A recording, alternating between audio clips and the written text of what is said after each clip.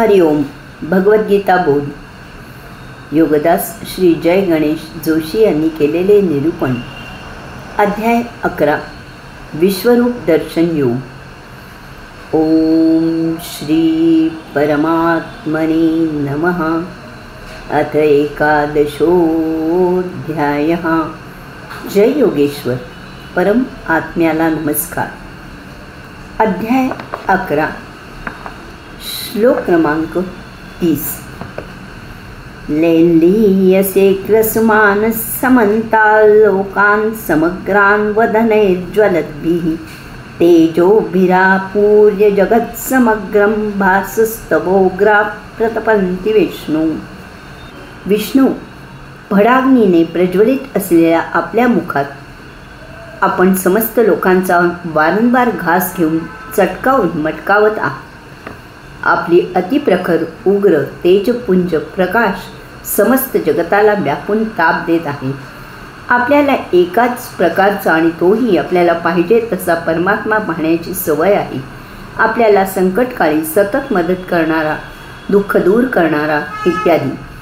येथे तर ज्याच्याकडे यातनांमधून सोडवणूक कर असे सांगायचे तोच यातना देत आहे, तो मृत्यू आहे, शिक्षा करत आहे असे दृश्य दिसत आहे. परंतु पूर्णावतारी समग्र परमात्मा समजून घ्यायचा असल्यास हे आपल्याला जाणून घ्यायला पाहिजे. जो जन्म देतो तोच मृत्यूही देऊ शकतो, जो सौख्य देतो तोच दुःखही देऊ शकतो. तरच तो संपूर्ण समग्र परमात्मा असेल, नाही तर तो अपूर्ण असेल आणि त्यामुळे तो पूर्णावतारी परम आत्मा नसेल. त्याचे प्रेम जितके सृजनशील असेल तितकेच त्याचे रौद्र रूपही महाभयावहच असणार. श्लोक क्रमांक 31.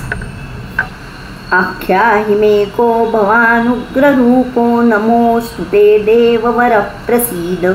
विज्ञातुमिच्छामि भवन्तमाद्यं न हि प्रजानामि तव प्रवृत्तिं. मला आधी असे सांगा की इतके महाउग्ररूपी आपण आहात तरी कोण? देवाधिदेवा, आपल्याला विनम्र नमस्कार असो. आपण प्रसन्न व्हा. आपल्या प्रवृत्तीला, प्रयोजनाला मी जाणू शकत नाही. मी आपल्या आदितत्वाला ज्ञानाने जाणू इच्छितो. भगवंत श्रींचे ते महाउग्र रौद्र रूप पाहून अर्जुन त्यांची ओळख विसरला. तो त्यांनाच विचारत आहे की आपण आहात तरी कोण? तो म्हणतो की मला आपल्या प्रयोजनात काहीही स्वारस्य नाही. आपला हा दुहेरी हेतू मला आकलन होत नाही. आपले ते तत्व माझ्या पचनी पडेल असे आहे. मी आपल्याला तसाच जाणू इच्छितो. आपणच जन्म देत आहात आणि आपणच मृत्यूही देत आहात. ही आपली लीला माझ्या पचनी पडत नाही. हे मी समजू शकत नाही. मला यात काहीही समजत नाही. मला आपले ते परमतत्व समजते. तेच दर्शन मला हवे आहे. प्रसन्न व्हा. हरिओम.